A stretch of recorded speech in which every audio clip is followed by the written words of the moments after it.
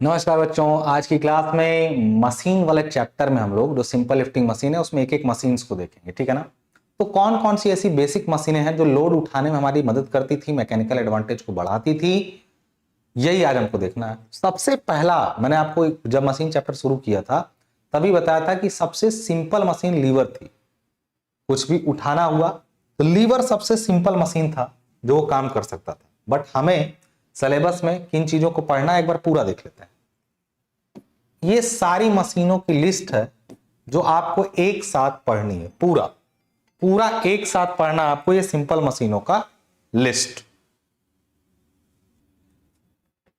अब in list में सबसे पहली मशीन जो है वो लीवर है, इसको पढ़ लेंगे। फिर पुलीज है या सिस्टम ऑफ पुलीज, इनको पढ़ लेंगे। ये कम से कम एक लेक्चर ये दोनों ले ही लेगा। फिर बाकी के अगले लेक्चर में ये पूरा खत्म कर सकते हैं हम लोग, मतलब आज के बाद एक और लेक्चर लगेगा तो खत्म हो जाएगा। तो सबसे पहले हम लोग लीवर स्टार्ट करते हैं, ठीक है। लीवर क्या होता है? तो लीवर देखिए, कोई भी इस टाइप की छड़ होती है इसी को लीवर बोलते हैं, ठीक है ना। यही लीवर है, लंबी छड़। यहां से कुछ उठाना हो या यहां लोड रखा हो, इसको उठाना हो, इसको दबाएंगे ये उठ जाएगा। अब अगर फलक्रम देखिए, इसमें तीन पार्ट होते हैं लीवर। लीवर जिस पर टिका होता है, लीवर जिस पर टिका होता है इस हिस्से को, इसको हम लोग फलक्रम कहते हैं। ये होता है आपका फलक्रम। फलक्रम मतलब जिस पर कोई छड़ टिकी होती है, जो मतलब ये रखा है छड़ तो यहां पे रखा है तो ये इसका सपोर्ट जिसको बोलते हैं उसको फलक्रम बोलते हैं। फलक्रम के अलावा एक तरफ लोड होता है और एक तरफ एफर्ट होता है। एफर्ट मतलब हमने दबाया, कोई चीज उठाने बीच में ईंटा उठा रख के आप उठा देते हैं उससे, तो वो उठाने के क्रम में जिस पर टिकाते हैं वो फलक्रम। एक तरफ लोड, दूसरे तरफ एफर्ट। आप इधर एफर्ट को दबाएंगे तो लोड उधर की तरफ उठ जाएगा। ऐसी स्थिति में, ऐसे लीवर में जो सिंपल लीवर है, इसमें जो लोड की तरफ की साइड होती है लीवर की, ये साइड, इसको लोड आर्म बोलते हैं, ठीक है ना। और जो एफर्ट की तरफ की साइड होती है इसको एफर्ट आर्म बोलते हैं, ठीक है। समझ गया बात को यहां पे। तो लीवर एक सीधी या वक्राकार घूमी हुई छड़ होती है जो एक स्थिर बिंदु यानी वो फलक्रम पर घूम सकती है। इस स्थिर बिंदु को फलक्रम, सपोर्ट या हिंज कहते हैं। लीवर की सहायता से कम प्रयास लगाकर अधिक भार को उठाया जा सकता है। कैसे? देखिए, ऐसे केस में आपको जानबूझ के फलक्रम को लोड के पास रखना पड़ता है। यहां पे इससे जानते हैं क्या होगा? आप मोमेंट का सिंपल रूल पढ़े हुए हैं कि मान लीजिए लोड यहां पे है 10, ठीक है, और यहां पर, या 10 छोड़िए, लोड कितना उठा, मान लीजिए यहां पर ये दूरी जो है वो हमने काफी कम रखी है, 2 रखी है, ठीक है, और फलक्रम यहां मैं मान रहा हूं, और यहां से इस दूरी को मैंने 10 रखा है। यहां एफर्ट मैंने लगाया है 2 का। अब देखिए कितना लोड उठाते हैं। तो आप नियम जानते हैं कि इसके परितः ये लोड एक मोमेंट क्रिएट कर रहा है ऐसे, और इधर जो लोड, जो भार यहां पर लगा हुआ है लोड, वो लोड भी तो नीचे एक दबाव दे रहा होगा, तो लोड भी एक मोमेंट इधर क्रिएट कर रहा होगा।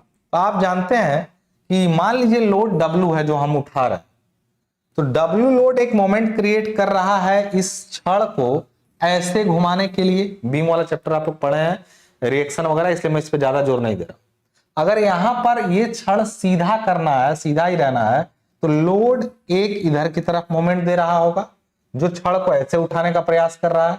अब एफर्ट लगा के हम इसको इधर की तरफ उठाने का प्रयास कर रहे हैं। तो बैलेंस कंडीशन में जब छड़ सीधी रहेगी तो देखिएगा W इंटू 2 यानी इधर वाला मोमेंट इसके अबाउट ये अब बराबर होगा उधर का। देखो ये है एंटी क्लॉकवाइज, ये है क्लॉकवाइज। उधर का 2 जो ये लगा हुआ है लोड 2 न्यूटन का, ये दूरी है 10, ये आपस में बराबर होंगे, आप जानते हैं, क्योंकि एंटी क्लॉकवाइज क्लॉकवाइज मोमेंट बराबर होते हैं, तभी ऐसा होता है। ऐसे केस में W बराबर क्या हो रहा है, तो 2 नीचे भेजे तो 2 गुणा 10, अब बटाइए वाला 2 कट गया, यानी 10 न्यूटन का लोड उठा दे रहे हैं 2 न्यूटन लगा के।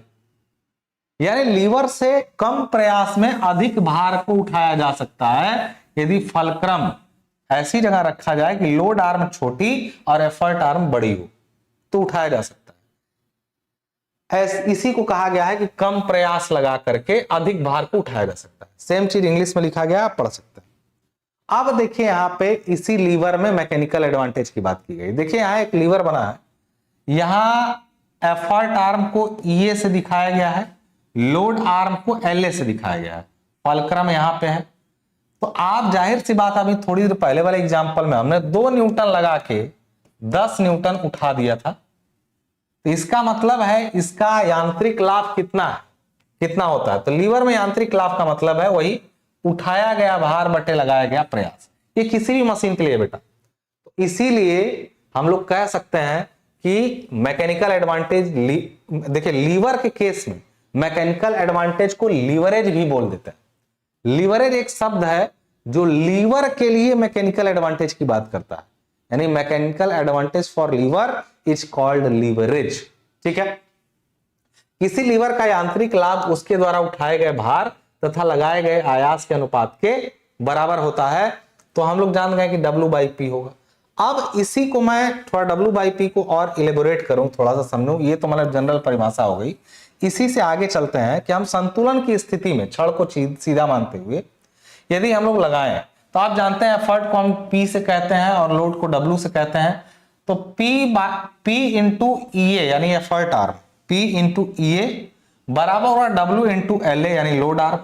आर्म मतलब भुजा, ये एक आर्म लोड आर्म, ये एफर्ट आर्म। तो P इंटू EA बराबर W इंटू LA। अब हम एक चीज अच्छे से जानते हैं यहाँ पे क्या, कि W बाई यदि हम P करते हैं, यानी ये P को नीचे भेजते हैं, तो इधर EA बाई LA हो जाएगा, यानी W/P बराबर EA बाई LA आ रहा है इसी इक्वेशन से। यानी मैकेनिकल एडवांटेज W/P बराबर है effort arm upon weight arm. समझ में आ गई बात यहां पे। चाहे आप मैकेनिकल एडवांटेज को W/P लिखिए, चाहे effort arm upon weight arm लिख दीजिए, दोनों ही लीवर के केस में मैकेनिकल एडवांटेज का काम करते हैं। समझ में आ गई बात, इतनी क्लियर है। अब देखिए ये परिभाषा हो गई लीवरेज। अब लीवर जो होते हैं बेसिकली, वो जो लीवर आप अभी देख रहे थे वो एक सिंपल लीवर था। ये हमेशा इसमें मैकेनिकल एडवांटेज, अच्छा ये बताइए, एक से ज्यादा होगा कि एक से कम? तो ये एक सिंपल लीवर है जिसमें एक फलक्रम, एक लोड आर्म, एक एफर्ट आर्म बनी हुई है। और अगर फलक्रम को खिसकाया जाए तो कई बार एफर्ट आर्म छोटी भी हो सकती है। जब एफर्ट आर्म को छोटा करेंगे तो मैकेनिकल एडवांटेज एक से कम हो जाए। ऐसी स्थिति में हम ऐसा लीवर क्यों बनाएं, आप ही बताइए, जो मैकेनिकल एडवांटेज को घटा दे। लेकिन कुछ विषम परिस्थितियां ऐसी होती हैं जिसमें मैकेनिकल एडवांटेज घटता भी है, फिर भी हम वो लीवर बनाते हैं, उस पर हम बात करें। एक सिंपल लीवर जिसको हम लोग अपना फर्स्ट क्लास या क्लास 1 लीवर भी कहते हैं, वो ये है। क्लास 1 लीवर में अगर फलक्रम को आगे पीछे किया जाए तो उस स्थिति में मैकेनिकल एडवांटेज एक हो सकता है, एक से कम हो सकता है, या एक से ज्यादा हो सकता है। तीनों स्थितियां हैं क्लास 1 लीवर की, जो लीवर आपको दिख रहा है, जिसमें फलक्रम बीच में है, इधर लोड और इधर एफर्ट। ऐसे लीवर को हम लोग, इसीलिए मैं बता रहा हूं आगे कि लीवर असल में एक होता है सिंपल लीवर, एक कंपाउंड लीवर। अब सिंपल लीवर में class 1 lever, class 2 lever, class 3 lever आते हैं। कंपाउंड लीवर में कई सिंपल लीवर को जोड़ा गया होता है। सिंपल लीवर को पहले समझ लेते हैं, फिर कंपाउंड पर चलते हैं। तो सिंपल लीवर में जो सिंपल लीवर को आलम्ब भार तथा प्रयास की स्थिति के आधार पर निम्न 3 भागों में बांटा गया। कौन कौन सी? फर्स्ट क्लास लीवर देखिए दिख रहा है, जिसमें एक तरफ एफर्ट, दूसरे तरफ लोड, बीच में फलक्रम। जैसे कि इसका एक एग्जांपल कैंची है, या फिर जो झूला पीछे आपने देखा, वो झूला टाइप, एक तरफ एक आदमी, दूसरी तरफ एक आदमी। कैंची भी है। कैंची में देखिए आप करते क्या है, यहां पर कैंची हिंज होती है, कैंची यहां पे हिंज होती है, यहां पर आप इसको दबाते हैं यानी एफर्ट यहां लगाते हैं, और काटने वाली चीज यहां पे होती है यानी लोड। जो दिक्कत है जिसको काटना है वो यहां, बीच में फलक्रम, किनारे पर लोड, किनारे पर एफर्ट, ये एक कैंची है। ठीक है ना। कैंची में यहां पर कोई चीज रख देंगे ना तो उसको काटना मुश्किल हो जाता है। समझ में आ रही बात? मतलब काफी आलम के पास नहीं, आलम के दूर रखिए, या मतलब यहां रखिए तब भी सही है। मैंने लोड आर्म को कम होना चाहिए, एफर्ट आर्म को, यानी कैंची का हैंडल यदि और बड़ा कर दिया जाए। इमेजिन करिए जो तार वार काटने वाली कैंची होती है उसका हैंडल बड़ा होता है। क्यों? क्योंकि यहां से दबाएंगे तो ये आसानी से काट देगा इधर, यानी इधर लोड को काटना है तो इधर खूब बड़ा सा हैंडल लेके एकदम पास हैंडल रहेगा, यहीं दबाना रहेगा, यहीं पे। तो यहां से दबाएंगे तो नहीं कटेगा, यहां से दबाएंगे आसानी से कट जाएगा। यानी यहां पे फर्स्ट क्लास का एग्जांपल आपके पास है, एक फर्स्ट क्लास लीवर का। सेकंड क्लास लीवर में यह है कि फलक्रम एकदम कोने पे होता है और लोड एफर्ट एक तरफ होते हैं, मतलब दोनों एक तरफ। इस केस में लोड बीच में आया, देखिए इसमें कौन आया, फलक्रम बीच में, इसमें लोड बीच में, और इसमें एफर्ट बीच में। एफएलई याद रखिएगा, फ्ली, जो आप मर्जी हो याद कर लिए, मैं ऐसे ही बोल रहा हूं। फलक्रम बीच में आया, लोड बीच में आया और एफर्ट बीच में आया, तीन तरह के क्लास बने। अब इसका एग्जांपल देखिए, ये है एक कूड़ा ढोने वाली गाड़ी या कंक्रीट ले जाने वाली गाड़ी, जिसमें आप देख रहे हैं कि हम गाड़ी को ऐसे पकड़ के यहां पे ऐसे उठाते हैं, यहां पे लोड लगाते हैं, जबकि ये गाड़ी इस फलक्रम पे यहां टिकी होती है और इसमें कूड़ा कचरा या कंक्रीट यहां भरा होता है, तो ये लोड होता है। तो लोड रहता है बीच में, यहां पर आता है फलक्रम, यहां पर एफर्ट। अलग बगल हो सकता है, उससे मतलब नहीं है कि यहां पर एफर्ट, यहां पर बीच में कौन है वो मायने रखता है। एफर्ट यहां की वजह गाड़ी उधर घुमा दी जाए तो उधर एफर्ट हो जाएगा, माने एफर्ट एक तरफ, फलक्रम एक तरफ, लोड बीच में आ जाता है। इसको कहते हैं सेकंड क्लास लीवर। अब एक बात बताइए, इसमें तो ये था कि आलम्ब बीच में है, तो कभी एफर्ट आर्म बड़ी हुई, कभी लोड आर्म बड़ी हुई, तो जो बड़ा हुआ उस हिसाब से मैकेनिकल एडवांटेज चेंज हो गया, क्योंकि मैकेनिकल एडवांटेज हमेशा क्या होता है, effort arm upon load arm. अब एक बात बताओ, इसमें अगर यहां पे लोड बीच में है और एफर्ट किनारे, फलक्रम से दूरी ये लोड आर्म हुई और यहां से दूरी ये एफर्ट आर्म हुई। फलक्रम से ही दूरियां लेनी है, फलक्रम से ही एफर्ट की दूरी एफर्ट आर्म, फलक्रम से लोड की दूरी लोड आर्म। तो एक बात बताइए, यहां पे एफर्ट आर्म कभी बड़ा हो जा रहा है, कभी लोड आर्म बड़ा हो जाता है, तो इसलिए इसका मैकेनिकल एडवांटेज एक के बराबर, एक से बड़ा कुछ भी हो सकता है। लेकिन इस केस में बेटा हमेशा एफर्ट आर्म बड़ा ही रहेगा, क्योंकि लोड तो बीच में रहेगा। तो जब effort arm upon load arm करेंगे, तो जब ये हमेशा बड़ा है तो मैकेनिकल एडवांटेज हमेशा एक से ज्यादा होगा। किसका मैकेनिकल एडवांटेज हमेशा क्या होगा, एक से ज्यादा होगा। नहीं समझे बात में, माने इसमें हमेशा एडवांटेज आपको मिले।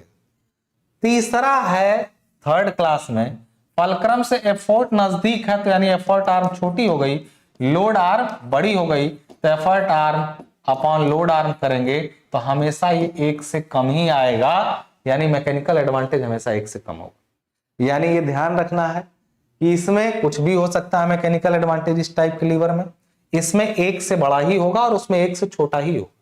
देखते हैं वन बाय वन। प्रथम श्रेणी के लीवर को बोला कि धुरी बीच में होती है, यानी आलम, कैंची, झूला, क्रॉबार जिसको बोलते हैं, या बल की दिशा भी बदल सकता है, यानी बल जहां लगा रहे हैं उसके विपरीत दिशा में भी लगा सकते हैं, जरूर नहीं कि सेम डायरेक्शन। मैकेनिकल एडवांटेज बड़ा, छोटा या बराबर एक के हो सकता है, यानी mechanical advantage can be less than, greater than और equal to 1, depends on distance. Example आपके सामने है। द्वितीय श्रेणी के लीवर के बारे में बात कर रहा है कि भार बीच में होता है, मैकेनिकल एडवांटेज जो होता है हमेशा एक से बड़ा, ऑलवेज ग्रेटर देन 1 होता है, ये ध्यान रखिएगा।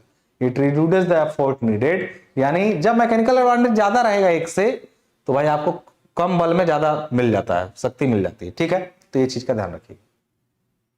तृतीय श्रेणी में मैकेनिकल एडवांटेज हमेशा एक से कम होता है, यानी जैसे चिमटा, चिमटा आप देखे होंगे, आप यहां रोटी पकड़ते हैं, लोड यहां हो गया, आप फलक्रम यहां, लोड दबाते आप यहां पे है रोटी पकड़ने के लिए, यानी एफर्ट आपने बीच में कर दिया।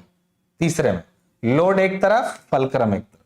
इस केस में मैकेनिकल एडवांटेज हमेशा एक से कम मिलेगा, इसलिए इससे बनाई जाने वाली मशीनें जितनी हल्की रहे उतना अच्छा है, क्योंकि एफर्ट ज्यादा लगाना पड़ता है, बीच में एफर्ट लगाने से एफर्ट आर्म छोटी हो जाती है। समझ में आ रही बात में? और जितना अब एफर्ट आर्म को बढ़ाते जाइए, यानी अगर चिमटा यहां से पकड़ेंगे तो ज्यादा शक्ति लगानी पड़ेगी रोटी उठाने में, एकदम पास ले जाके पकड़िए तो आसानी से रोटी उड़ जाएगी। क्यों? क्योंकि एफर्ट जैसे जैसे दूर हटेगा फलक्रम से, तो एफर्ट आर्म बढ़ती जाएगी, मैकेनिकल एडवांटेज बढ़ता जाएगा। समझ में आ रही कि नहीं बात? मैं आपको फिर से एक चीज याद दिला दूं, पढ़ाई चिल्ला चिल्ला के इंटरटेनमेंट का विषय नहीं है, ये ध्यान रखिएगा। पढ़ाई इंटरटेनमेंट का विषय नहीं है, पढ़ाई पढ़ने का विषय। कोशिश करिए कि आप पढ़ते रहिए, पढ़ते रहिए और पढ़ते रहिए, ये चीज का ध्यान रखिएगा आप। हमेशा कोशिश करिए कि आप पढ़ते रहिए, पढ़ते रहिए और पढ़ते रहिए। पढ़ाई जब तक बोर ना कर दे, लगे कि खूब समझ लिए फिर भी एक कठिन चीज आ गई बोर कर दी, तब भी पढ़ते रहिए। हालांकि अभी बहुत आसान चीजें चल रही हैं। मैं एक बात बोला हूं आपसे, 3 क्लास के लीवर हैं, तीनों आपके सामने यहां पर पड़े हुए हैं। प्रथम श्रेणी, द्वितीय श्रेणी, तृतीय श्रेणी, तीनों के बारे में खास बात, उनके एग्जाम्पल सब कुछ बता दिया गया यहाँ पे। अगला आप निष्कर्ष में देख रहे हैं कि लीवर सरल होते हैं, लेकिन इनकी रचना से हम बल को बढ़ा या कम कर सकते हैं। यांत्रिक लाभ हमें यह बताता है कि मशीन कितना अधिक भार कितने कम बल में उठा सकती है। ये बात मैं पहले ही बता चुका हूं। अब कंपाउंड लीवर की बात आती है। कंपाउंड लीवर से पहले एक लीवर होता है bell crank lever. Bell crank lever एक विशेष प्रकार का लीवर होता है, ये 2 लीवर से मिलकर बना होता है। इसमें देखिए 2 लीवर, ये बल की दिशा को बदलने का काम आता है। कैसे? देखिए सिंपल लीवर एक सीधी छड़ होती है, लेकिन जो बेल क्रैंक लीवर होता है वो एक टेढ़ी घूमी हुई 90 डिग्री या किसी एंगल पे घूमी हुई छड़ होती है। बताता हूं इसका क्या काम है। यह परस्पर, देखिए ये इसका मुख्य काम क्या होता है, बल की दिशा को 90 डिग्री या किसी अन्य कोण पर मोड़ने के लिए प्रयोग किया जाता है। कैसे, मैं अभी बताता हूं तुरंत। यह परस्पर जुड़े हुए भुजाओं से बना होता है जो एक समान दूरी पर घूमते हैं। इसका मुख्य कार्य है बल को एक दिशा से किसी अन्य दिशा में स्थानांतरित करना। कैसे? ये रहा आपका बेल क्रैंक लीवर, ठीक है। अच्छा मान लीजिए ये ऐसा दिख रहा है, क्या फायदा है इसका सर, बता रहा हूं। अगर यहां पर मान लो ये पकड़ने वाला कुछ होता है, यहां एक कील धंसी होती, सपोज करो, और इस कील को उखाड़ना होता, तो तुम कील को कैसे उखाड़ते? तो बेटा तुम ऊपर से अगर चिमटे से पकड़ के खींचते तो ग्रिप सही नहीं बनती, ग्रिप सही नहीं बनती। फिर उसके बाद में अगर उसमें चलो ग्रिप अच्छे से जकड़ दिए, फिर खींच रहे हो, तुमको ऐसे खींचना मुश्किल पड़ भी रहा है। और जैसे ही तुमको बल इधर लगाना था इस कील को उखाड़ने के लिए, इसको ये नहीं है, मान लो एक कील यहां पे धंसी है, इसको उखाड़ना, ये जमीन में ऐसे धंसी हुई है, ठीक है, इसको ऊपर उखाड़ना तो बल ऐसे लगाना पड़ेगा। लेकिन अगर यहां पे कुछ ऐसा रहे जो इसमें फंसा दिया जाए, इस इधर एक और भुजा रहे, इधर बल लगा दिया जाए ऐसे, तो ये तुरंत वहां से उखड़ जाएगी कील, मोमेंट क्रिएट कर देगा। यानी कि मैं जो कहना चाहता हूं ये है कि बेल क्रैंक दिशा, बल की दिशा को इधर ना करके इधर बदल दी। कहीं भी किसी भी जगह पर किसी मशीन में एप्लीकेशन फोर्स यानी एफर्ट की डायरेक्शन बदलनी, तो आप तुरंत क्या कर सकते हैं, बेल क्रैंक लीवर का यूज कर सकते हैं। इसको बेल क्रैंक लीवर बोलते हैं। ये हिसाब किताब है इसका बेल क्रैंक लीवर का जो दिखाया गया फोटो में। बेल क्रैंक लीवर का क्या काम है, एक धुरी होती है संरचना में जहां से 2 भुजाएं अलग अलग कोणों पे मिलती हैं, वो 90 डिग्री या कोई भी एंगल हो सकता है। एक भुजा पर प्रयास लगाया जाता है और दूसरी भुजा को उठाती है। यह 90 डिग्री अन्य कोणों पर बल को मोड़ने की क्षमता रखता है, यानी बल को मोड़ देता है किसी भी एंगल पे। समझ गए होंगे बात इसका। इस पर न्यूमेरिकल भी लगा सकते हैं आप चाहे तो, रहेगा, लेकिन आता नहीं जनरली। जैसे मान लीजिए यहां पर आपका लोड है, जो कील वगैरह वो लोड है जिसको उखाड़ना है, यहां पर एफर्ट है, तो आप इसको सीधा सीधा कह सकते हैं कि एक मोमेंट क्रिएट करेगा। तो यहां से यहां तक की दूरी जो होती है इसकी, वो क्या कहलाएगी आपकी, एक बेल क्रैंक का L1 डायरेक्शन, देखिए यहाँ पे L1 लिखा हुआ है, यहाँ L2 लिखा हुआ है। इन पर न्यूमेरिकल्स आते हैं तो मोमेंट के सिंपल फॉर्मूले से लगा सकते हैं आप, लेकिन आएगा ही नहीं, मतलब बहुत सिंपल। माने इसमें एक चीज है कि बेल क्रैंक लीवर कैसा होता है, संरचना कैसी होती है इसकी, दूसरा इसका यांत्रिक लाभ। इसका यांत्रिक लाभ इस बात पर निर्भर करता है कि दोनों भुजाओं की लंबाई क्या है। यानी एफर्ट आर्म यदि बड़ा है लोड आर्म से, तो जाहिर सी बात है क्या होगा, आपका मैकेनिकल एडवांटेज ज्यादा होगा। यानी यदि प्रयास भुजा लंबी हो, एफर्ट आर्म, वो तो किसी भी लीवर में एफर्ट आर्म लंबी हो तो कम बल से अधिक भार उठाया जा सकता है, जाहिर सी बात। उपयोग क्या है, साइकिल का ब्रेक बनाने के सिस्टम में। कभी साइकिल पर ब्रेक जब आप लगाते हैं ऐसे या इस तरह से दबाते हैं, तो देखिएगा उसमें ऐसे जाके जहां पे ब्रेक सटता है साइकिल में ना, एक ऐसे लीवर लगा रहता है, ऐसे घूमता है, वो साइकिल के ब्रेक को दबा देता है। हवाई जहाजों और मोटर गाड़ियों को नियंत्रित प्रणाली में, ट्रैक्टर और अन्य भारी मशीन। अब एक आता है कंपाउंड लीवर। कंपाउंड लीवर में क्या होता है, देखिए एक छड़, 2 छड़, उसको तीसरी छड़ से जोड़ा गया, तो 2 फलक्रम है, तो यानी 2 लीवर है। ये खाली दोनों लीवरों को कनेक्ट कर रहा है, तो 2 लीवर नहीं कहा जाएगा, ये तीसरा लीवर नहीं।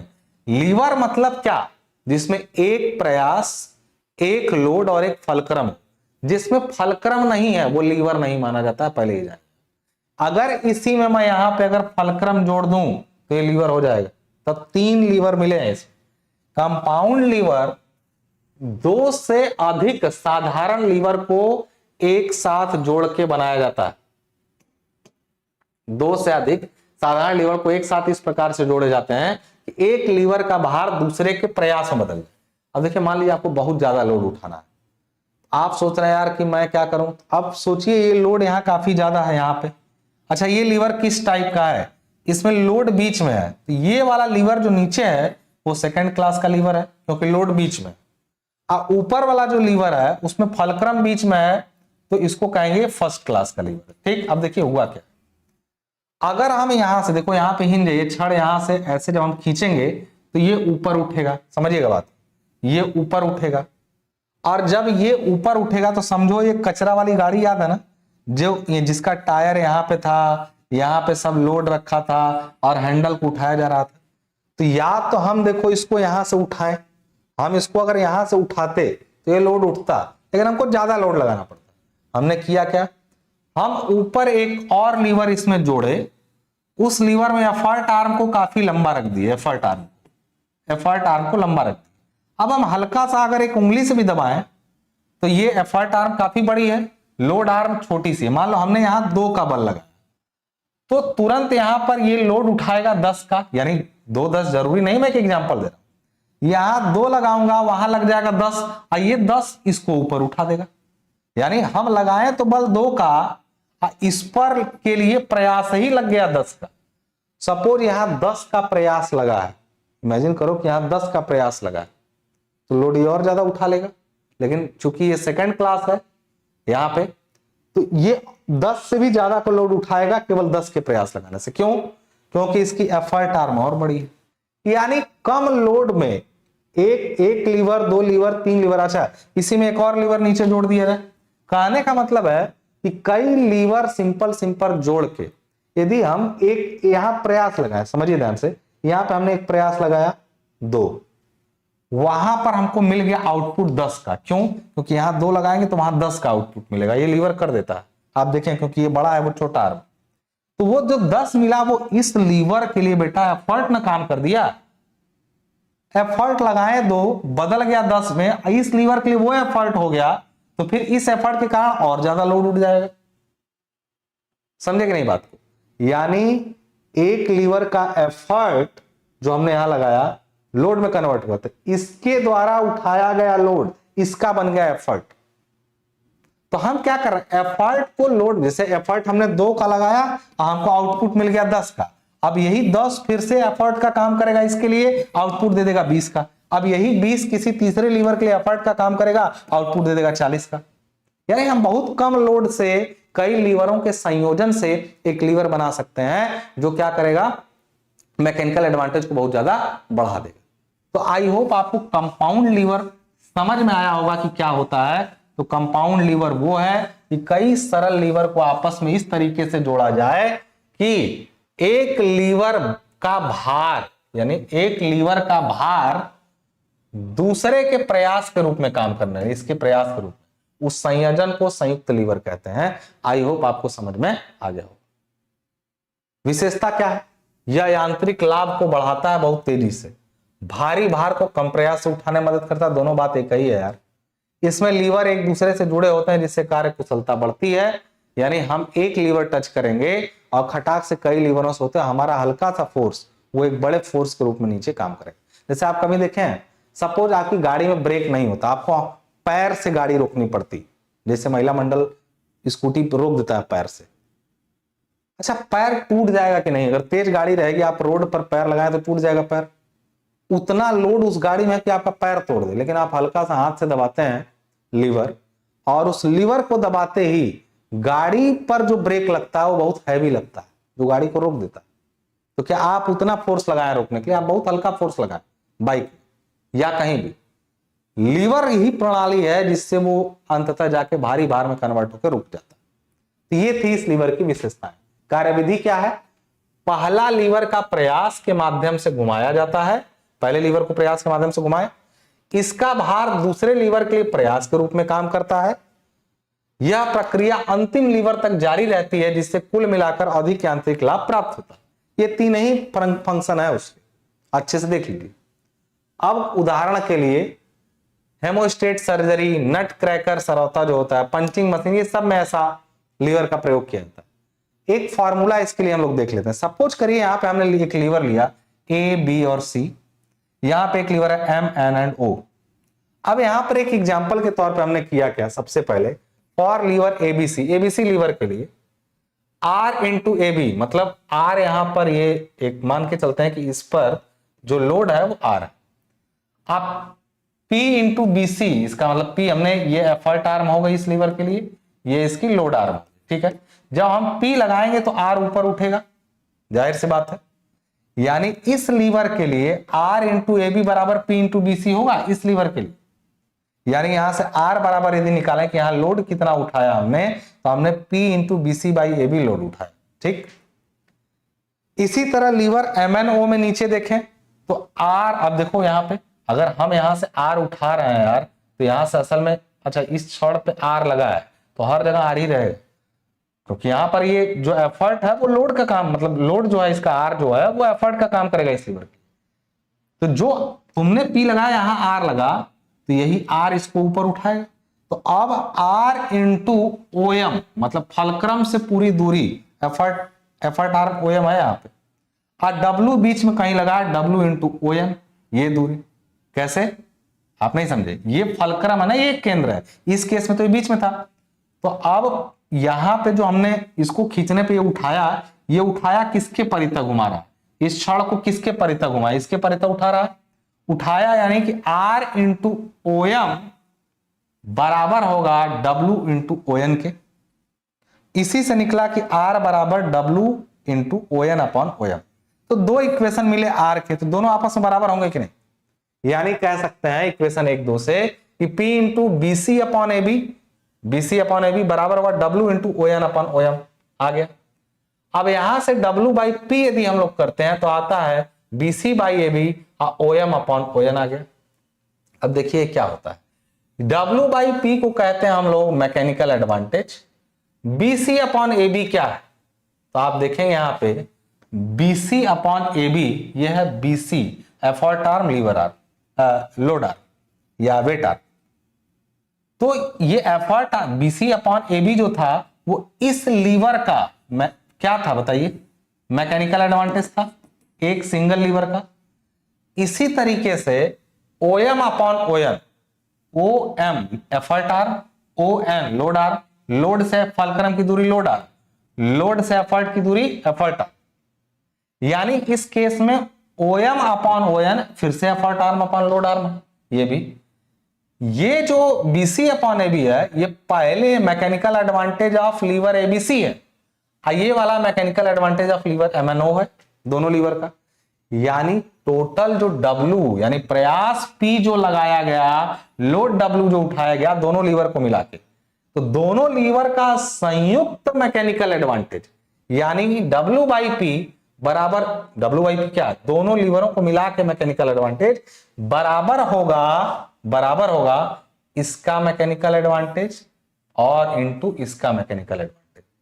यानी यदि कोई संयुक्त लीवर है बेटा, तो उसका अगर तुमको मैकेनिकल एडवांटेज जानना है तो जिन दो लीवरों या 3 लीवर से मिलकर वो बना है उनका अलग अलग मैकेनिकल एडवांटेज लेके गुणा कर देना, पूरे का एक साथ का मैकेनिकल एडवांटेज आ जाएगा।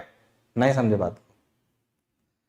यानी उपरोक्त से हम कह सकते हैं कि कंपाउंड लीवर का लीवरेज या मैकेनिकल एडवांटेज उसमें प्रयुक्त सिंपल लीवर के अलग अलग मैकेनिकल एडवांटेज के गुणनफल के बराबर होता है। यही है आपका कंपाउंड लीवर का कंसेप्ट। कभी भी क्वेश्चन आया गलती से आ गया तो बताना, पहले जो मैं बताया हूं कि कंपाउंड लीवर क्या होता है, 2 या अधिक लीवरों का संयुक्त रूप होता है जिससे मैकेनिकल एडवांटेज काफी ज्यादा बढ़ जाता है। इसकी कार्यप्रणाली क्या है, जिन दो लीवरों से ऐसे डायग्राम बना देना, इनके एफर्ट आर्म लीवर आर्म दिखा देना और दिखाना कि कैसे पूरे संयुक्त लीवर का मैकेनिकल एडवांटेज दोनों लीवर के मैकेनिकल एडवांटेज के गुणनफल के बराबर। क्लियर है बात? तो ये कंपाउंड लीवर का कॉन्सेप्ट था। अब अगला टॉपिक आपका है पुली यानी घिरनी। घिरनी को समझना है पूरा इसके भी सिस्टम ऑफ पुलीज में 3 सिस्टम ऑफ पुली होते हैं। मैं जरा पानी पी लूं, आप लोग देख लीजिए पुली क्या है। चलिए कंटिन्यू किया जाए। तो घिरनी क्या होती है, कई बार पूछ सकता है पुली क्या है और पुली के सिस्टम समझाइए। तो समझ लेते हैं हम लोग। पुली अभी मैंने आपको दिखाया भी था वो पिछले लेक्चर में जिम वाले एग्जांपल में। पुली कोई भी एक घिरनी जो घूम सकती है अपने एक्सिस पे वो होती है, उसके ऊपर एक रस्सी चढ़ी होती है, उसको पुली बोलते हैं। पुली के पार्ट्स में देखिए, पुली निश्चित रूप से ध्यान रखिएगा कि उसके साथ कोई ना कोई ब्लॉक जरूर जुड़ रहा है। ब्लॉक का मतलब एक इस टाइप का छोटा, ऐसे छोटा रहे बड़ा रहे, लेकिन एक ब्लॉक रहेगा। ब्लॉक में एक एक्सल लगा रहेगा, धुरा एक एक्सल लगा रहता है, पुली ब्लॉक होता है, उसके साथ में पुली होती। पुली तो वो हिस्सा है जो घूमता है ऐसे, लेकिन घूमने वो किसी एक्सिस पे घूमेगा। कोई छड़ यहां बीच में लगी रहती है, तो छड़ जो लगी रहती है उसको एक्सल बोलते हैं। और लपेटा गया रस्सी जो होता है वो रोप, आप समझी गए। तो पुली सिस्टम में या पुली में एक घिरनी, एक एक्सल, एक पुली ब्लॉक, और वो पुली कई बार किसी फिक्स जगह से जुड़ी हो सकती है, कई बार ये मूवेबल भी होती है, मूव भी करती है। अभी बताता हूं। तो पुली क्या होती है, लिखा गया है, पढ़ लीजिए एक बार हल्का सा। पुली को अपने अक्ष के परितः स्वतंत्रता पूर्वक घूम सकती है। इसकी एक्सल यानी अक्ष को धुरा कहते हैं। अब यहां पर पुली दो तरह की बनाई गई, एक सिंगल पुली, एक मूवेबल पुली। सिंगल पुली में दो हैं एक्चुअली, फिक्स्ड और मूवेबल। सिंगल के अलावा कई पुलियों का जब संयोजन होता है तो उसको सिस्टम ऑफ पुली कहते हैं। जब एक जगह पर देखिए एक रस्सी दिखाई गई है एक पुली पर लटकी हुई, ये आपको एक पुली दिख रही है, ठीक है। एक चीज का ध्यान रखिएगा, सिंगल पुली के अलावा हो सकता है कि सिस्टम ऑफ पुलीज भी काम करे।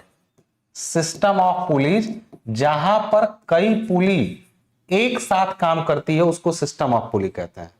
जहां पर कई पुली एक साथ काम करती है उसको सिस्टम ऑफ पुली कहते हैं। फिक्स्ड पुली का मतलब क्या हुआ, मूवेबल पुली का मतलब क्या हुआ, ये सब सिंगल पुली के हिस्से हैं। सिस्टम ऑफ पुलीज अभी बाद में देखेंगे। सिंगल पुली में दो, एक फिक्स्ड पुली, एक मूवेबल, क्या होता है दोनों देख लीजिएगा। तो सिंगल पुली क्या होती है, जिसमें एक घिरनी लगी होती है, केवल एक घिरनी रहेगी तो सिंगल पुली। अब दो तरह की कौन है, एक फिक्स्ड और मूवेबल। देखिए यहां पे ध्यान से, अगर यहां पर इस पुली को इससे फिक्स्ड पॉइंट से जोड़ दिया गया, हम यहां पर लोड लगाएंगे, ऑब्जेक्ट उठेगा, तो ये फिक्स, इस पुली की जगह नहीं बदलने वाली, सिंगल है और फिक्स्ड है। यहां नीचे एक और पुली दिख रही है, देखिएगा जरा यहां पर नीचे एक और पुली दिख रही है। इस पुली से क्या होगा, जब इसको आप घुमाएंगे तो ये पुली खुद ही ऊपर नीचे होगा। रस्सा खींचिए, जैसे लोड को उठाना है, खींचेंगे तो ये पुली ऊपर नीचे होगी। एक चीज का ध्यान रखिएगा विशेष, आप कहेंगे सर ऐसे कौन लोड उठाता है, तो कोई दिक्कत नहीं है। यहां एक और पुली बना के इस लोड को इस पे टांग के जब खींचेंगे तो भी ये रस्सी ऊपर नीचे हो सकती है। कहेंगे सर ये डबल पुली हुई कि सिंगल, तो मैं कहूंगा सिंगल पुली हुआ। क्यों, ये डायग्राम जो पहले बना था वो भी सही है और ये भी सही है। क्यों, मैं बता रहा हूं। कहेंगे सर इसमें तो सिंगल पुली समझ में आ रहा, इसमें डबल पुली दिख रही है, नहीं वो भी सिंगल है, क्योंकि ये पुली आप लगाए ना लगाएं इससे इसके काम पे कोई असर नहीं पड़ने वाला। क्यों, क्योंकि देखो मैंने कहा है पहले ही, ये पुली पर अगर लोड लगा के तुम ऐसे खींच के इसको उठाने वाले हो, तो तुम इस पुली पे चढ़ा के भी खींचोगे तो वही लोड लगाना पड़ेगा। चाहे तुम पी इधर उठाओ चाहे इधर उठाओ, तुमको लोड वही लगाना पड़ेगा। फिक्स्ड पुली की सबसे अच्छी बात यह है, या खराब बात भी कह लीजिए, इसमें जितना पी उठाओगे उतना डब्ल्यू उठेगा, कोई मैकेनिकल एडवांटेज नहीं मिलती है इसकी। ये सिर्फ सिंगल में जो फिक्स्ड पुली होती है वो सिर्फ बल की दिशा बदलने के काम आती है। बल की डायरेक्शन को क्या करता है, बदल देता है। जैसे अब इस ऑब्जेक्ट को उठाना था तो ऐसे उठाना मुश्किल था, तो इसको ऐसे घुमा के इधर खींचने लगे तो आसान हो गया। बस बल ऊपर न लगा के हमको नीचे लगाना था, इसलिए एक फिक्स्ड पुली जोड़ी जाती है। तो किसी भी सिस्टम में जहां 4, 5, 10 पुलियां लगी हो और एक फिक्स पुली हो, तो समझना फिक्स पुली का काम सिर्फ बल की दिशा बदलना होता है और कुछ नहीं। जबकि ये इसका काम मैकेनिकल एडवांटेज को कम ज्यादा करना होता है। देखते हैं कैसे, आइए। तो सबसे पहले हम लोगों ने पुली में देखा क्या, एक बार रिकॉल कर लेते हैं। पुली क्या होती है, सिंगल पुली में दो तरह की पुलियां होती हैं और एक सिस्टम ऑफ पुली है, वो अभी देखेंगे, जिसमें कई पुली होती है। सिंगल पुली में यदि फिक्स्ड है तो उसका काम सिर्फ बल की दिशा बदलना है। जैसे फिक्स्ड पुली में चित्र में दिखाया गया है, इसमें पुली के लिए प्रयास P का मान W के बराबर होता है। इसके लिए यहां ध्यान रखिएगा, तो जब W P बराबर है तो मैकेनिकल एडवांटेज हमेशा एक ही होगा, कोई फायदा नहीं इसको कहीं लगाने से। बस ये करेगा कि जितना मैकेनिकल एडवांटेज, मान लीजिए कई पुली मिले, सब मिलकर मैकेनिकल एडवांटेज 16 लाए, तो इसको जोड़ देंगे तब भी मैकेनिकल एडवांटेज 16 ही रहेगा, बस बल की दिशा बदल जाएगी। तो इसको जोड़ने का बस एक ही मतलब है। इसके लिए प्रयास P और भार W द्वारा चली गई दूरियां भी बराबर होती हैं, मतलब जितना आप यहां से नीचे आएंगे उतना ही ऑब्जेक्ट ऊपर जाएगा, यानी वेलोसिटी रेशियो भी क्या होता है, सेम होता है। यानी वेलोसिटी रेशियो भी एक है, मैकेनिकल एडवांटेज एक है, तो एफिशिएंसी भी इसकी 100%, अगर कोई फ्रिक्शनल लॉस ना हो तो होती है, उस केस में इसका एफिशिएंसी 100%। अब मूवेबल पुली क्या करा है, जब कोई पुली अपने ब्लॉक के साथ ऊपर नीचे विस्थापित हो तो उसे चल गिरनी कहते हैं, जैसे यहां दिख रहा है चल गिरनी। इस केस में देखिएगा क्या होता है, इस गिर में पुली जो है वो यहां थी, पहले यहां पर पुली थी, ठीक है, ये पुली ब्लॉक है उसका, ये पुली का ब्लॉक है। जब यहां से खींचा गया तो आप एक बात बताइए, यदि पुली यहां से उठकर, देखो यहां जुड़ी हुई है, यहां पे ये फिक्स है, ऐसे इस पर चढ़ के रस्सी इस पर जाके ऐसे उतरी है, हम जब खींचेंगे तो ये पूरा ऊपर उठेगा। अगर मानते हैं ये यहां से यहां x दूरी ऊपर उठ गया, यहां से यहां ये x दूरी ऊपर उठा, बेटा जब ये x जाएगा तो रस्सी देखना, रस्सी यहां से यहां तक की रस्सी खाली हो जाएगी, यानी यहां से जो देखो यहां पे थे ना ये, अगर ये यहां उठा तो इधर की x रस्सी और इधर की x रस्सी, 2x रस्सी, जैसे थोड़ा सा ऊपर उठने पर रस्सी ज्यादा खाली हो रही है, और जब ऊपर उठेगा तो ये मतलब जो रस्सी लपेटी गई भाई उधर नीचे जाएगी कि नहीं, तो कितना नीचे जाएगी, तो इसका x उठना, इधर की x इधर की x, दो रस्सियां खाली करेगा तो 2x रस्सी नीचे आएगी। यानी अगर भार दूरी चला x, भार देखो पुली अगर यहां से यहां गई तो W जो है वो x दूरी चला ऊपर, लेकिन जो आयास है वो 2x दूरी नीचे आया, यानी प्रयास 2x दूरी नीचे आया। तो इसका वेलोसिटी रेशियो क्या होगा, प्रयास द्वारा चली गई दूरी बटा भार द्वारा चली गई, 2x/h, यानी 2 होगा वेलोसिटी रेशियो। ऐसे केस में देखिएगा यहां मूवेबल पुली में कि इसमें एक चीज कि इसका जो वेलोसिटी रेशियो होगा वो 2x/x होगा, ये चीज का ध्यान रखिएगा, ठीक। दूसरा, भार W को उठाने के लिए इस रस्सी पर भी तनाव T लगा है, मान लेते हैं इसमें इस रस्सी, अरे भाई रस्सी खिंचाव है, इस पर भी तनाव T लगा है, इस पर भी तनाव T लगा। तो एक चीज का हमेशा ध्यान रखना, मैंने कहा ना कि इस पर अगर तनाव दोनों तरफ मिला के T मिलके इसको उठा रहा है, तो एक चीज ध्यान रखना, इस पर अगर देखोगे तो तनाव T ही आएगा, क्योंकि मैंने बोला इसका कोई मतलब नहीं होता, ये इधर के लोड को बस, जो ये तनाव T ऊपर लग रहा था, बस हम दिशा इसकी बदल सकते हैं। फिक्स पुली का होना इसको केवल ये तनाव जो T यहां लग रहा है उसकी दिशा को बदलता है और कुछ नहीं, ये ध्यान रखना हमेशा। यानी कि रस्सी का तनाव यदि T है तो संतुलन की स्थिति में P T के बराबर होगा, यानी P जो हम P यहां पे प्रयास लगाए हैं वो इस T के बराबर, ये T होगा ना, P और T बराबर होते हैं फिक्स्ड पुली में, जितना इधर लोड, T एक तरह से रस्सी में तनाव है, रस्सी पर लगाया गया लोड है, तो ये लोड और प्रयास बराबर होते हैं फिक्स्ड पुली में, तो वही होता है। इसमें देखते हैं तो P और T बराबर है, ये तो कंफर्म। बिंदु A पर संतुलन के लिए, A पर मतलब देखो पॉइंट A यहां पे है, बिंदु पॉइंट A यहां पे है और A1 यहां पे, इस पर संतुलन के लिए क्या होगा, तो संतुलन के लिए T और T मिलके W के बराबर होंगे, ये तो सत्य है। ये A पर ही रहे तो W नीचे है, T ऊपर है, दोनों T प्लस T मिलकर W को संभाल रहे हैं, 2T बराबर W है, यानी कि जो W उठाया जा रहा है वो 2T के बराबर, यानी कि, और हम एक चीज और जानते हैं अभी कि P बराबर T था, कैसे, ये W T प्लस T के बराबर है, और एक चीज हम जानते हैं कि रस्सी में तनाव जो T आ रहा है उसी की दिशा को बदला गया है तो P आया है, यानी P और T आपस में बराबर है, तो हम ये भी कह सकते हैं कि P बराबर T है, तो जो यहां पर 2T बराबर W है वो 2P बराबर भी W लिख सकते हैं, क्योंकि T और P आपस में बराबर। यहीं से अगर W के नीचे P को ला दें, देखिए W बाई P कर रहे हैं यहां पे यदि हम लोग, तो वो 2p/p होगा, यानी कि मैकेनिकल एडवांटेज 2 आ जाएगा। W बराबर 2p है। अब प्रयास तो p है ही है, प्रयास p का बनाम p है, और W बराबर भी 2p है, तो मैकेनिकल एडवांटेज क्या होगा, W/p 2p/p यानी 2 आ गया। यानी आप ये चीज का ध्यान रखिएगा कि चल घिरनी के x, मैंने ये बता चुका हूं, ये चीज का ध्यान रखिएगा कि इसमें मैकेनिकल एडवांटेज 2 होता है, वेलोसिटी रेशियो भी 2 होता है। मैंने बताया कि चल घिरनी के x दूरी ऊपर उठने पे, जो ये x दूरी ऊपर उठने पे उस पर लिपटा रस्सा 2x दूरी तय चलता है, तो प्रयास द्वारा चली गई दूरी 2x हो जाएगी। इस स्थिति में एफर्ट 2x चलेगा, तो वेलोसिटी रेशियो 2x/x यानी 2 होगा। तो मूवेबल पुली में ध्यान रखना है कि मैकेनिकल एडवांटेज भी 2 है और वेलोसिटी रेशियो भी 2 है, कोई फ्रिक्शनल लॉस नहीं हो रहा है, तब की बात हो रही है। क्लियर है?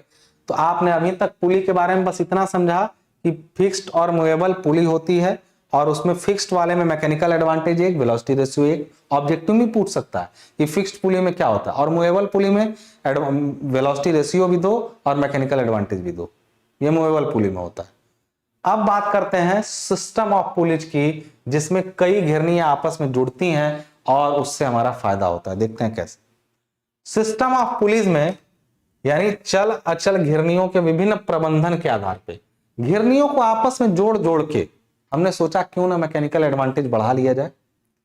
उसके लिए हम लोगों ने 3 तरह से घिरनियों को आपस में जोड़ा। उन 3 तरह की व्यवस्थाओं को कहा गया घिरनियों का प्रथम निकाय, घिरनियों का द्वितीय निकाय और घिरनियों का तृतीय निकाय। 3 निकाय हैं इसके घिरनियों के, और इन निकायों को बनाया गया घिरनियों के अलग अलग अरेंजमेंट से। अरेंजमेंट क्या थे देखते हैं। प्रथम निकाय, इसमें देखिए एक घिरनी थी यहां पे जिससे बाहर लटका हुआ था, इस लोड को उठा, काफी हैवी लोड था। उठाने के लिए कितना लोड यहां लगाना पड़ेगा, बहुत कम। कैसे देखते हैं। यहां ये जो निशान होता है वो फिक्स का होता है, ये सब तो आप बीम वाले चैप्टर में पढ़े हैं। यहां से एक रस्सी आई, नीचे गई, इससे लपटाई और यहां पहुंच गई, इसके केंद्र पर लग गई।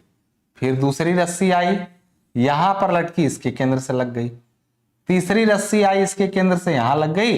चौथी इससे जाके यहां लगने के बजाय बस इसकी डायरेक्शन को हम नीचे की तरफ बदल दी। अब यदि हम इसको खींचते हैं तो ये बाहर उठेगा कि नहीं, क्योंकि सारी घिरनियां उठेंगी, थोड़ी थोड़ी सारी घिरनियां उठ जाएंगी। ये उठाएगा, फिर ये इसको, फिर ये इसको, फिर ये इसको। अब ये देखते हैं कि लोड के कितना उठने पर प्रयास को कितना उठना पड़ता है। घिरनियों की ये व्यवस्था घिरनियों का प्रथम निकाय कहलाती है। प्रथम निकाय यानी फर्स्ट सिस्टम ऑफ पुलिस कहलाता है। कुछ घिरनियों को, मतलब 4 घिरनियों को लगाए, 5वें का कोई मतलब नहीं है, ये केवल बल की दिशा को बदल रहा है क्योंकि ये फिक्स है। यहाँ इन घिरनियों को, ये मूवेबल घिरनियां जो जुड़ी आपस में, इनको घिरनियों का प्रथम निकाय कहते हैं। देखिए कैसे काम करता है। लोड यहां यदि बेटा इस जगह से थोड़ा सा ऊपर उठ जाए x, तो तुम जानते हो यहां से रस्सी कितनी खाली होगी, 2x। कोई भी घिरनी x उठेगा तो रस्सी 2x खाली हो जाएगी। कहां पे, या तुम नहीं समझे, अगर ये थोड़ा सा ऊपर उठा x यहां तक, तो इधर से x x करके ये घिरनी 2x ऊपर उठ जाएगी, यानी ये घिरनी 2x उठ जाएगी, क्योंकि रस्सी खाली हुई 2x। ये रस्सी जो यहां जाके यहां बंद हो गई है, अगर इसको हम x ऊपर उठाएं तो दोनों तरफ x मिला के ये रस्सी जो यहां इधर से आई है, ये 2x के बराबर खाली होगी। और जब ये 2x खाली होगी तो ये घिरनी ऊपर उठ जाएगी 2x। और जब घिरनी 2x ऊपर उठी तो फिर इस पर लिपटा रस्सा 4x ऊपर उठेगा। फिर ये जब 4x ऊपर उठेगा तो इस पर लपटा रस्सा 8x, और फिर इस पर लपेटा हुआ रस्सा 16x के बराबर ऊपर उठ जाएगा, मतलब रस्सी खाली हो जाएगी। यानी इस भार को x ऊपर ले गए तो फटाफट फटाक फटक करके लास्ट में जो रस्सी नीचे आ गई वो 16x आ गई, क्योंकि अंतिम घिरनी से जो रस्सी की लंबाई आजाद हुई वो 16x के बराबर हुई। इस केस में इसका वेलोसिटी रेशियो 16, अरे भाई ये नीचे आया 16x, ये उठा x, प्रयास आया 16x के बराबर, प्रयास द्वारा चली गई दूरी 16x, आभार द्वारा चली गई दूरी x, यानी वेलोसिटी रेशियो इसका 16 होता है। अब वेलोसिटी रेशियो 16 होने का मतलब कितनी घिरनियों में, 4 घिरनियों में। 4 घिरनियां लगी थी, 1 2 3 4, तो वेलोसिटी रेशियो हो गया 16।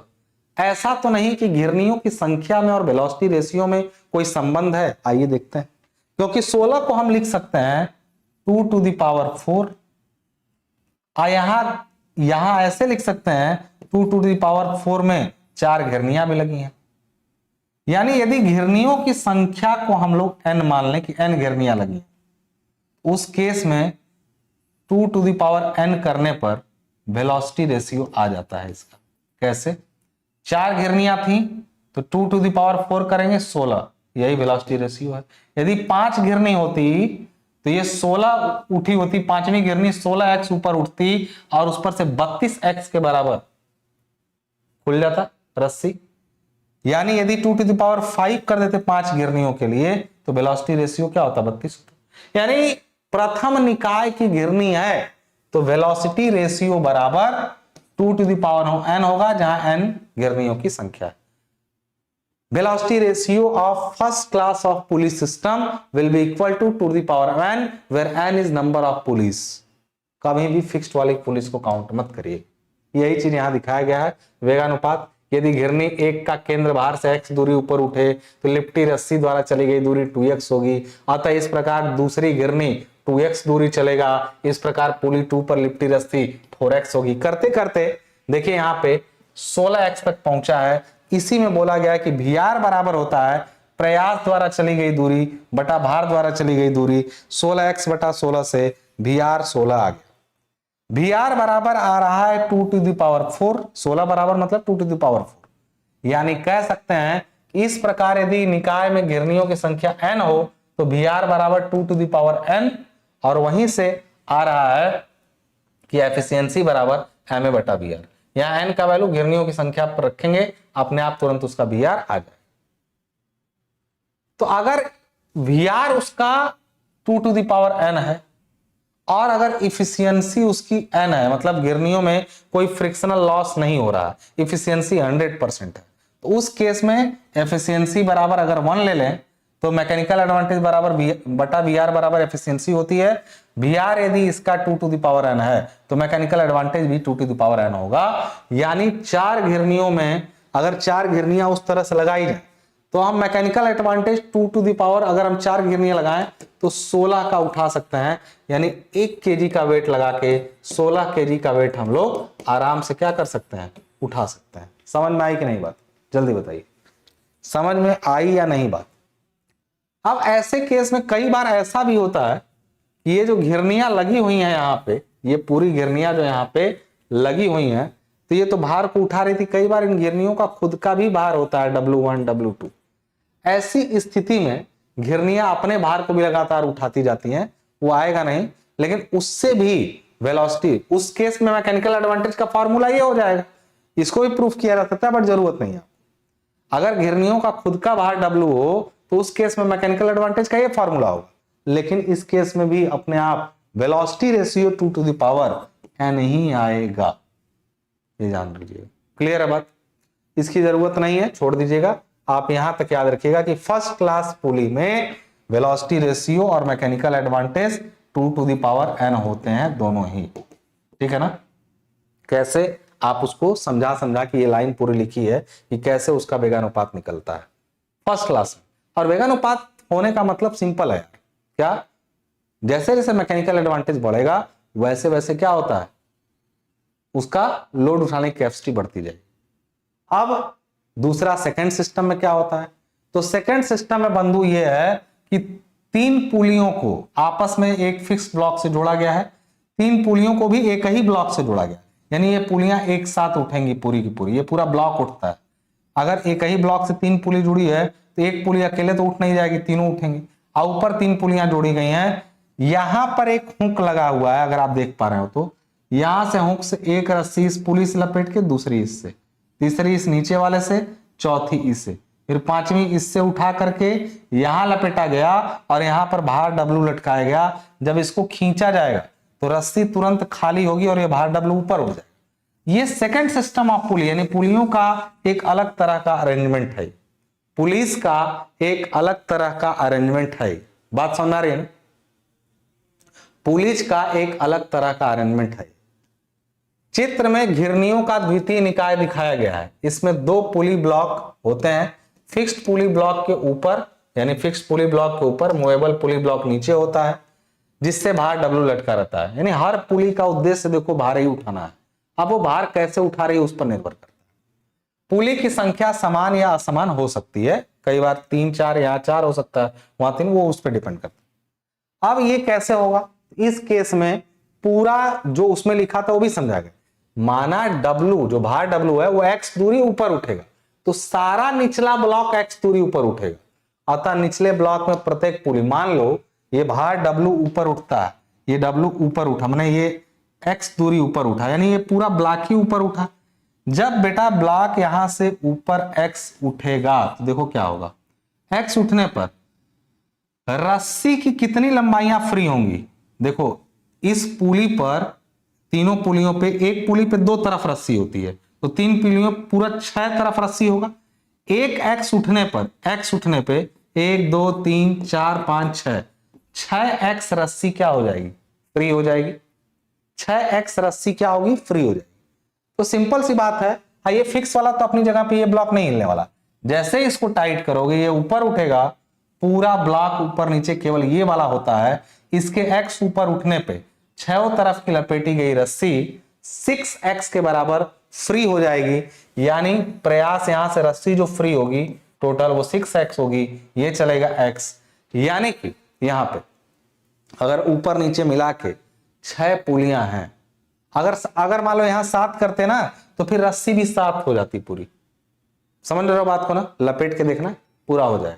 यानी कहने का यह अर्थ है यहां पे कि जितनी पुलियों की संख्या है, देखो यहां पे 6x के बराबर फ्री होगा x चलने पे, तो VR इसका 6 हो जाएगा। इसका मतलब इसका VR जो होता है सेकंड सिस्टम में वो n के बराबर होता है। उसमें VR 2 to the power n के बराबर था, इसमें VR 2 to the power n के बराबर था, इसमें सीधा n के बराबर है सेकंड सिस्टम ऑफ पुलिंग में। बस याद रखना कि उसके लिए VR का फॉर्मूला, उसका VR जो होगा वो 2 टू द पावर n, इसका VR सीधे n, जितनी पुलिस उतना। 6 पुलियां थी टोटल मिला के, पुलियां टोटल 6 थी, नहीं समझे बात, टोटल 6 पुली थी, तो उस केस में वो उसी के बराबर हो जा रहा है। क्लियर है, समझे कि नहीं बात को। अब आगे देखिएगा, मैकेनिकल एडवांटेज भी n के बराबर होगा, क्योंकि हम लोग दोनों को हमेशा एफिशिएंसी को 100% ही मान रहे हैं आइडियल मशीन के केस में। इसी तरह तीसरा थर्ड सिस्टम ऑफ पुलीज है, जिसमें ये ध्यान दीजिएगा कि ये इसमें पुली का अजीब सिस्टम है। एक फिक्स पुली है, ये सब तीनों मूवेबल है। अब अगर देखो ये इस बीम से जोड़ा गया है, समझ लो फर्स्ट क्लास का उल्टा सिस्टम। फर्स्ट क्लास में ऊपर फिक्स था, सब नीचे लटके हुए थे, यहां नीचे। इसमें होता है कि भार डब्लू यदि उठाना है आपको, यानी पूरी बीम को ऊपर उठाना है, पूरी बीम को ऊपर उठाएंगे तो ये डब्लू उठेगा। आप पूरी बीम कैसे उठेगी, जब आप प्रयास पी लगाएंगे। प्रयास पी लगाने से कहानी वही है, एक एक करके प्रयास पी यदि आप लगाते हैं तो ध्यान दीजिएगा। पहले देखिए यहां क्या लिखा है, जब रस्सा ए, यानी ये वाली रस्सी देखो, ये ए लिखा है यहां पे, एक्स दूरी ऊपर उठेगा ये रस्सी, तो ये नीचे जाएगा यहां पे जब इधर की तरफ, तो भाई ये देखो यहां से अगर ये रस्सा ए एक्स उठता है तो रस्सा ए एक्स दूरी, यहां पे ध्यान रखिए, रस्सा ए एक्स दूरी तक ऊपर उठता है, तो रस्सा A1 जो ये वाला A1 है वो एक्स दूरी तक नीचे आएगा, यानी वो फिक्स्ड है ना यार। तो इसको जैसे ही ये इधर रस्सा जो है वो एक्स खींचा, सपोज ये भार डब्लू को एक्स उठने का मतलब सबको एक्स उठना पड़ेगा, इस सारे रस्सों को एक्स उठना पड़ेगा, लेकिन देखना होता क्या, प्रयास को कितना हटाना पड़ेगा। सपोज करो कि ये एक्स उठा तो एक्स रस्सी यहां से नीचे आ गई। अब कहेंगे सर उसमें तो कह रहे थे कि एक तरफ उठेगा तो दोनों तरफ, तो बेटा ये फिक्स है, ये खुद नीचे नहीं आ रहा है कि दोनों तरफ को फ्री कर दे। यहां रस्सी ऊपर उठ रही है तो उधर से एक ही एक्स मिलेगा, यानी ये अगर एक्स उठेगा तो यहां से भी नीचे भी यहाँ पे एक्स ही आएगा। हाँ, जब ये नीचे जाएगा या ऊपर उठेगा या ये ऊपर उठता है अगर, तो उस केस में या नीचे आता है तो उस केस में दोनों तरफ के एक्स एक्स फ्री होंगे कि खुद नीचे आ रहा है। ये खुद नीचे नहीं आ रहा है, इस पर रस्सी चढ़ रही है। समझ गए। तो अतः पुली 2x दूरी नीचे आ जाएगी, यानी उसके x ऊपर उठने से A1 x होगा, पुली 2 x दूरी नीचे आएगी और ये रास्ता 2x यहां फ्री हो जाएगा। यानी यहां पर देखना कि टोटल देखिए यहां लिखा है कि पुली 2x दूरी नीचे आएगा, अतः रास्ता B1 2x दूरी नीचे आ जाएगा, अतः पुली 3 2x दूरी नीचे आएगा, अतः रास्ता C1 4x दूरी नीचे आ जाएगा। अतः जो भी मूवेबल पुली जितना नीचे आती है उसके दोनों तरफ की रस्सियां फ्री होती हैं उसका 2 गुना। पहला वाला तो x ही नीचे आया, लेकिन बाकी सब ये सब पहला वाला x, ये 2x, ये 4x और ये वाला 8x। मतलब अगर इस लोड को नीचे या ऊपर करना है तो उस केस में इसको x नीचे आना है, इसको 2x, इसको 4x, इसको 8x, सबको जोड़ा जाए तो 8 8 4 12 तो 14 1 15। यानी ये 4 पुलियां मिलकर के, ये 4 पुलियां मिलकर के, अच्छा इसमें फिक्स्ड वाले का काम बल की दिशा बदलना नहीं है, क्योंकि एक मूवेबल पुली ये बल की दिशा नहीं बदल रहे हैं कि इसको कहीं खींच रहे हैं बल, इस पर ऑलरेडी, इसको ये मत समझना कि ये पुली बल की दिशा बदल रही है, ये ध्यान रखना। ये फंक्शनल पुली है, इसका काम है। क्यों? क्योंकि ऐसा नहीं कि हम यहां, अच्छा देखो अगर यहां P जो लगा है लास्ट में, यहां पर एक पुली जोड़ के अगर हम इधर से ऊपर खींचें तब ये बल की दिशा बदलना कहलाए, लेकिन ये तो एक फिक्स जगह पे सबके साथ कनेक्टेड है। तो इस केस में जब 8 4 12 2 14 1 15x के बराबर ये रस्सी फ्री हो जाएगी नीचे। यानी टोटल कहेंगे, पूरा लिखा गया है यहाँ पे, तो टोटल देखो यहां पर लिखा गया है 8x 4x 2x x 15x के बराबर वो रस्सी फ्री होगी। यानी x दूरी ब्लॉक का मूवमेंट होगा तो रस्सी 15x फ्री हो जाएगी। उस केस में हम देख रहे हैं कि 15x बटा x, तो वेलोसिटी रेशियो 15 है। तो क्या रिलेशन है? अगर पुलियों की संख्या n है तो असल में वो तो 16 आया था, पुलियों की संख्या n है तो n का इस 15 से क्या रिलेशन है? तो 2 टू द पावर n - 1 करिए, 4 पुलियां थी यहाँ पे, 2 टू द पावर 4 - 1 ही तो 15 है। यानी असल में 15 को हम लिख सकते हैं 2 टू द पावर 4 - 1। यहाँ 4 पुलियों की संख्या है। यानी यदि घिरनी में पुलियों की संख्या n हो तो वेलोसिटी रेशियो जो 15 है वो 2 टू द पावर n के बराबर होगा। किसी भी आइडियल किसके लिए? थर्ड सिस्टम ऑफ पुली के लिए ऐसा हो। समझ में आ रही बात? तो ये थी 3 तरह की पुलियां, उनके वेलोसिटी रेशियो का फॉर्मूला और वो कैसे सजाई गई हैं ये याद रखना पड़ेगा। एग्जाम में अगर सिस्टम ऑफ पुलिस पूछेगा क्या होता है तो पहले तीनों नाम लिखेंगे, किसी एक का जिक्र करने के लिए जनरली बोलता है, सबका नहीं, लेकिन फॉर्मूला सबका याद रखिएगा। कई बार न्यूमेरिकल दे दिया कि एक थर्ड सिस्टम ऑफ पुली में पुलियों की संख्या इतनी है तो बताइए उसका वेलोसिटी रेशियो कितना होगा, ये सब बताने के लिए पूछा जा सकता है। तो यहां से 2 हमने खत्म कर लिए, अब बचता सिर्फ क्या है आपका, एक वही 5-6 मशीनों की लिस्ट, उनका भी पढ़ लेंगे, जल्दी खत्म हो जाएगा। तब तक के लिए एक लेक्चर और, उसके बाद खत्म। धन्यवाद।